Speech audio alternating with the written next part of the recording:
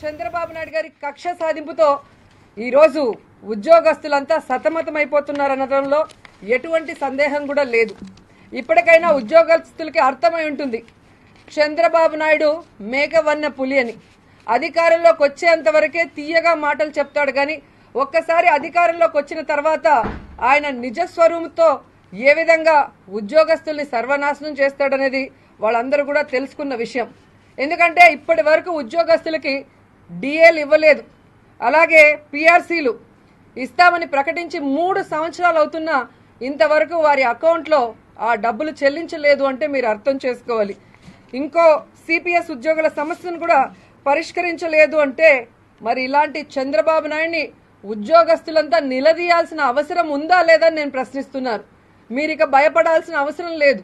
ఎందుకంటే చంద్రబాబు నాయుడు లాంటి వాళ్ళని మళ్ళీ కనుక గెలిపిస్తే ముఖ్యమంత్రి చేస్తే మీ భవిష్యత్తు అంధకారం అయిపోతుంది. కాబట్టి ఇప్పటికైనా వారు చేసే అవినీతిని, దోపిడీని అధికారులు ఎక్కడక్కడ నిలదీస్తే గాని మీ జీవితాలు సవ్యంగా ఉండవు, మీ యొక్క ఉద్యోగాలకి భద్రత ఉండదు అనేది మీకు తెలియజేయాలనుకుంటున్నాను. ఎందుకంటే ఈరోజు సీఎం గారు ఏదైతే ఉద్యోగస్తుల్ని ఎలాగైనా తీసేయాలి అన్న కార్యక్రమంలో పర్ఫార్మెన్స్ అన్న పేరుతో మరి రూల్స్ని సవరించాలనుకుంటున్నారో వెంటనే దాన్ని ఉపసంహరించుకోవాలని వైఎస్ఆర్సీపీ నుంచి డిమాండ్ చేస్తున్నాం. లేకపోతే వైఎస్ఆర్సీపీ అసెంబ్లీలో ఉద్యోగుల పక్షాన ఈ విషయం మీద పెద్ద ఎత్తున పోరాటం కూడా చేస్తుంది. ఎందుకంటే ఈరోజు ఏ పర్ఫార్మెన్స్ చూసి మీరు లోకేష్కి మంత్రి పదవి ఇచ్చారని నేను అడుగుతున్నాను. జయంతిని వర్ధంతి చేసినందుక, లేదా హైదరాబాద్ ఎలక్షన్లో సింగిల్ డిజిట్కి టీడీపీని తీసుకొచ్చినందుక? ఏ పర్ఫార్మెన్స్ చూసి చేశారో కూడా ఆయన చెప్పాల్సిన అవసరం ఉంది. అలాగే చంద్రబాబు నాయుడు గతంలో ఏ విధంగా ప్రపంచ బ్యాంకుకి జీతగాడు అని పేరుందో ఇప్పుడు కూడా అది కొనసాగిస్తూ ఏ విధంగా టెంపరీ ఉద్యోగస్తుల్ని ఆయన ఇష్టానికి తీసి పడేసుకుంటూ పోతున్నాడో, ఈరోజు ఎవరైతే ప్రభుత్వ ఉద్యోగాలను కూడా తీయాలన్న ప్రయత్నం చేస్తున్నందుకు వెంటనే ఫుల్ స్టాప్ పెట్టకపోతే చాలా ఇబ్బందులు ఎదుర్కోవాల్సి వస్తుంది. అండ్ ఈరోజు చంద్రబాబు నాయుడు నిజంగా నిరుద్యోగులకి ఉద్యోగాలు ఇవ్వాలన్న చిత్తశుద్ధితో ఏదైనా చేయాలి అనుకుంటే ఈ రాష్ట్రంలో 1,40,000 ఖాళీ పోస్టులు ఏవైతే ఉన్నాయో వాటిని ముందుగా భర్తీ చేయాలి. కానీ ఈరోజు ఈ విధంగా దిగజారుడు రాజకీయాలు చేసి ప్రభుత్వ ఉద్యోగులను కూడా భయపెట్టి తన గుప్పెట్లో పెట్టుకోవాలంటే మాత్రం అది కుదిరే పని కాదు అని కూడా ఈ సందర్భంగా తెలియజేసుకుంటూ, ఇప్పటికైనా పెర్ఫార్మెన్స్ పేరుతో రూల్స్ని సవరించి మరి అందరినీ ఇబ్బంది పెట్టే కార్యక్రమాన్ని పక్కన పెట్టి నిరుద్యోగులకి ఉద్యోగాలు ఇచ్చే విధంగా రాష్ట్రంలో ఉన్న ఖాళీలని భర్తీ చేయాలని డిమాండ్ చేస్తున్నాం. అండ్ నిన్న నంద్యాల ఎన్నికల ప్రచారానికి వెళ్లిన మంత్రులు జగన్మోహన్ రెడ్డి గారిని మాట్లాడుతున్న తీరు చూస్తుంటే వారికి ఓటమి భయం పట్టుకుందనేది స్పష్టంగా కనిపిస్తోంది. ఎందుకంటే తమ కష్టాల్ని ముఖ్యమంత్రికి చెప్పుకొని తమ యొక్క సమస్యల్ని తీర్చమని ప్రజలు అడుగుతూ ఉంటే వారి మీద ఏ విధంగా చంద్రబాబు నాయుడు గారు చిందులు వేస్తున్నారో మనం కళ్ళారా చూసాం. నేషనల్ మీడియా కూడా ఏకి పారేస్తుంటే ఈరోజు తెలుగుదేశం పార్టీ నాయకులకి, ముఖ్యమంత్రికి, మంత్రులకి సిగ్గు లేకుండా ఇంకా మాట్లాడుతూ ఉన్నారు. ఈరోజు నంద్యాల ఎన్నికల్లో మీరు చూస్తే 2 నెలల నుంచి పొద్దరగని బిచ్చగాళ్ళలాగా తిరుగుతూ జగన్ గారిని తిట్టడం, ఏదో అభివృద్ధి కార్యక్రమాలు చేస్తున్నట్టు బిల్డప్ ఇవ్వటం తప్ప మరోటి కనిపించలేదు. సీఎంతో పాటు మంత్రులందరూ కూడా కలిసి 15,000 ఓట్లని, అంటే దొంగ ఓట్లని ఎలాగైనా చేర్పించి వాళ్ళు ఎలాగైనా ఈ ఎలక్షన్లో గట్టెక్కాలన్న ప్రయత్నం చేశారు. కానీ ఆ యొక్క దొంగ ఓట్ల నాటకానికి ఏ విధంగా ఎలక్షన్ కమిషన్ తెరదించిందో మనం చూసాం.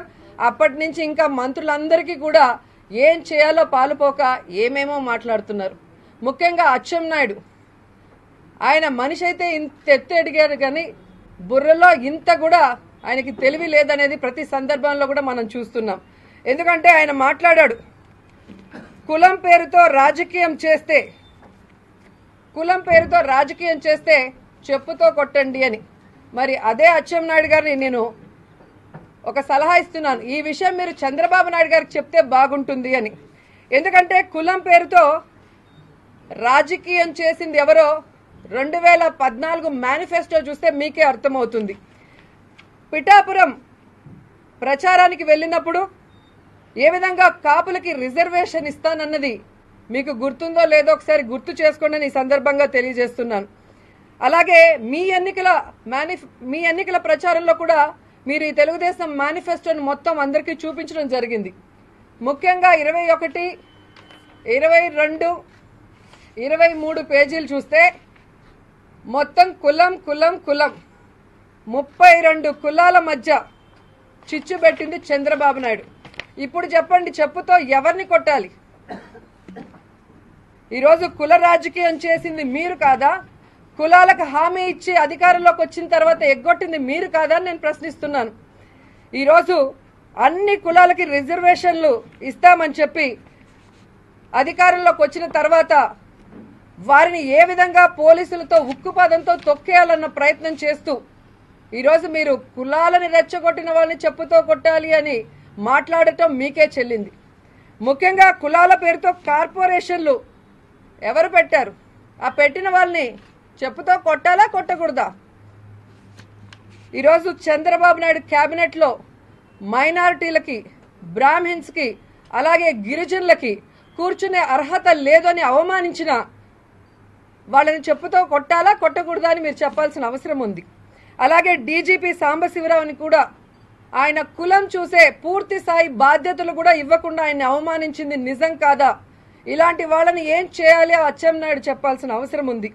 ఈరోజు కులాల ఆధారంగా సిఎస్ నియామకాల్లో కూడా అజయ్ కలాంకు అన్యాయం చేసిన వాళ్ళని మరి దేంతో కొట్టాలో కూడా అచ్చెన్నాయుడు చెప్తే బాగుంటుంది.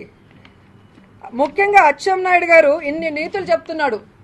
శ్రీకాకుళం జిల్లాలో చూస్తే తనకి గిట్టని 120 మంది కళింగ ఉద్యోగాల్ని తన అధికారాన్ని దుర్వినియోగం చేసి ఏ విధంగా బదిలీ చేశాడో రికార్డులు చూస్తే మీకే అర్థమవుతుంది. మరి ఇలాంటి కులాన్ని చూసి తనకు నచ్చని కులం అని చెప్పి వారిని అధికార దుర్వినియోగంతో బదిలీ చేసిన అచ్చెన్నాయుడిని దేంతో కొట్టాలో మరి ఆయనే సెలవిస్తే బాగుంటుందని కూడా ఈ సందర్భంగా తెలియజేసుకుంటున్నా. ఈయన ఒక సైడ్ అయితే సోమిరెడ్డి గారు ఈయన నంద్యాలకు వెళ్ళి సొల్లు చెప్పడం ఆపేసి ఈయన ఏదైతే వ్యవసాయ మంత్రిగా ఉన్నాడో ఆ సమయంలో తన జిల్లాలో మరి పసుపు కుంభకోణం జరుగుతుంటే ఆయన ఏం చేస్తున్నాడు? ఈరోజు సోమిరెడ్డి అలాగే ఉదయగిరి ఎమ్మెల్యే ఇద్దరూ కలిసి రైతుల్ని దోచుకున్నందుకు ముందు ఆన్సర్ చెప్పి ఆ తర్వాత జగన్ గారి గురించి కామెంట్ చేస్తే ఆయనకు కూడా బాగుంటుందని ఈ సందర్భంగా తెలియజేసుకుంటున్నా. అలాగే అన్న వస్తున్నాడు అన్న పేర్లు చూడగానే సోమిరెడ్డి గారు ఏ విధంగా మాట్లాడారో మనం చూసాం. ఈరోజు నేను చెప్తున్నాను, మీరు ఇన్ని ఆటలు ఆడుతున్నారు కదా నంద్యాల్లో, జగన్ గారు వస్తున్నారు. మీ అబద్ధాల మంత్రులందరికీ కూడా సమాధానం చెప్పడానికి 3వ తేదీ వస్తున్నారు. మీరందరూ కాసుకుంటే మీరు మాట్లాడిన ప్రతి మాటకి కూడా ఆయన సమాధానం చెప్తాడు. ఎందుకంటే ఈరోజు సాంప్రదాయాలకి భిన్నంగా వైఎస్ఆర్సీపీ నంద్యాల్లో ఎన్నికలు పెడుతుందని సిగ్గు లేకుండా అబద్ధాలు చెప్తున్నారు ఈ మంత్రులు.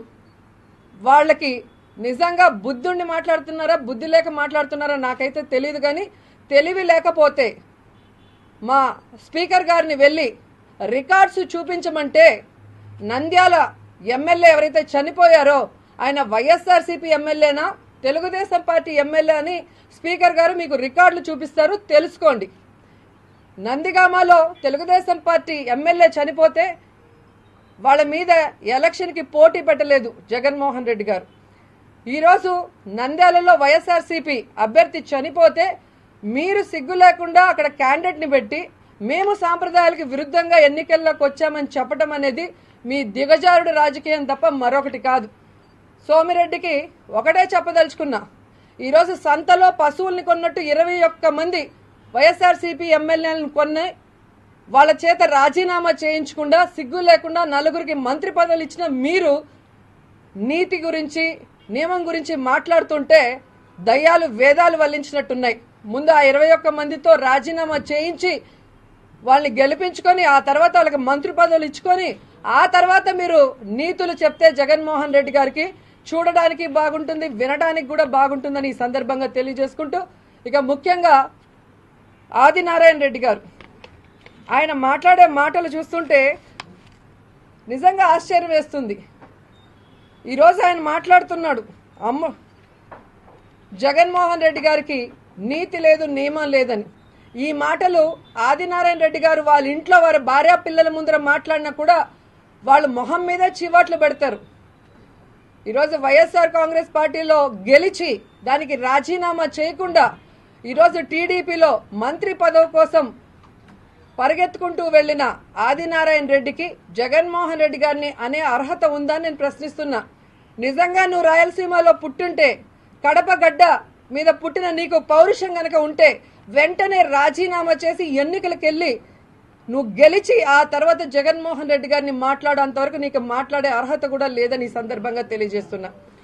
అలాగే అమర్నాథ్ రెడ్డి గారు ఈరోజు కర్నూలులో ప్రెస్ మీట్ పెట్టారు. నేను ఎన్టీఆర్ గారు పార్టీ పెట్టినప్పుడే ₹1 కట్టి ఆ పార్టీలో సభ్యత్వం తీసుకున్నాను. మొన్న వైఎస్ఆర్సీపీలోకి వెళ్ళి నా శీలమంతా పోయింది అని చెప్పి ఒప్పుకున్నాడు. తను చేసిన నీతిమాలిన పని ఒప్పుకున్నాడు. మంత్రి పదవి కోసం అటు నుంచి ఇటు వచ్చాను, ఇక్కడ అధికారం రాలేదు, తెలుగుదేశం మంత్రి పదవి ఇస్తాననగానే ఇక్కడి నుంచి అక్కడికి వెళ్ళాను అనేది ఆయన క్లియర్ కట్గా ఆయన శీలాన్ని ఆయనే పోగొట్టుకున్నాడని ఒప్పుకున్నాడు. మంత్రి పదవుల కోసం, డబ్బుల కోసం, కేసుల కోసం పార్టీలు మారుతూ వీళ్ళు జగన్మోహన్ రెడ్డి గారికి నీతులు చెప్పడం అనేది సక్రమమైన పద్ధతి కాదు. మీరు నంద్యాలలో చేస్తున్న అభివృద్ధిని వైఎస్ఆర్సీపీ అడ్డుకుంటుందని చెప్పడం కూడా సిగ్గుచేటు. ఎందుకంటే 3 సంవత్సరాలుగా నంద్యాల వైపు కన్నెత్తి కూడా చూడని చంద్రబాబు నాయుడు, భూమా నాగిరెడ్డి తెలుగుదేశం పార్టీలో చేరి సంవత్సరం వరకు నంద్యాల వైపు చూడని చంద్రబాబు నాయుడు ఈరోజు విధి లేక భూమా నాగిరెడ్డి మరణం వల్ల అక్కడ ఎన్నికలు పరిగెట్టుకుంటూ వెళ్ళు ఏదో అభివృద్ధి కార్యక్రమాలు చేయడానికి జీవోలు ఇస్తున్నారు. కానీ ఈరోజు వైఎస్ఆర్సీపీ నుంచి 21 మంది వెళ్లారు తెలుగుదేశం పార్టీకి. ఈ 21 నియోజకవర్గాల్లో కనీసం ఎన్ని అభివృద్ధి కార్యక్రమాలు చేశారు, ఎన్ని జీవోలు ఇచ్చారో మరి ఈ మంత్రులందరూ కూడా చెప్పాల్సిన అవసరం ఉంది. పార్టీ మారిన వాళ్ళు కేవలం ఎన్నికల్ని దృష్టిలో పెట్టుకొని ప్రజల్ని మోసం చేయడానికే అభివృద్ధి కార్యక్రమాల పేరుతో ఈరోజు పెన్షన్లు కానీ ఇళ్లు కానీ అడిగిన వాళ్ళకి ఇస్తున్నామని చెప్పి ఏ విధంగా పరుగులు తీస్తున్నారో దీన్ని పట్టే వాళ్ళ ఓటమి అర్థమవుతుంది. ఎవరు ఎన్ని డ్రామాలు ఆడినా కూడా ప్రజలు అందరినీ గమనిస్తున్నారు. గత 9 ఏళ్లలో నంద్యాలకు చంద్రబాబు నాయుడు చేసింది ఏమీ లేదు, ఈ 3 ఏళ్లలో నంద్యాలకు చేసింది ఏమీ లేదనేది వాళ్ళకి తెలిసిన విషయం. ఇప్పుడు కూడా ఎన్నికలు వచ్చాయి కాబట్టి ఆ మాత్రం రోడ్లో లేదా పెన్షన్లో ఇవ్వటం కార్యక్రమం జరుగుతుంది. కానీ ఎన్నికల తర్వాత అవి కూడా ఉండవు. ఎందుకంటే రాష్ట్రంలో 13 జిల్లాలలో ఎన్ని ఇండ్లు కట్టించాడు, ఎన్ని పెన్షన్లు ఇచ్చాడు, ఎన్ని రోడ్లు ఇచ్చాడని లెక్కలు తీస్తే వాళ్ళకే అర్థమైపోయే పరిస్థితి ఉంది. కాబట్టి ఈ చంద్రబాబు నాయుడు గారు 5,000 అయినా ఇచ్చి నేను ఓటుని కొనగలను అని మాట్లాడినప్పుడే ఓటర్స్కి అర్థమైంది చంద్రబాబు నాయుడు గారి అహంకారం ఎంత పీక్స్ పోయిందో. సో ఈరోజు ఎన్నికలు జరిగేది నంద్యాల ప్రజల ఆత్మ గౌరవానికి, తెలుగుదేశం పార్టీ అహంకారానికి. ఖచ్చితంగా తెలుగుదేశం పార్టీ అహంకారాన్ని దెబ్బ కొట్టి భూస్థాపితం చేస్తారు నంద్యాల ప్రజలను నమ్మకంతో ఉన్నాం.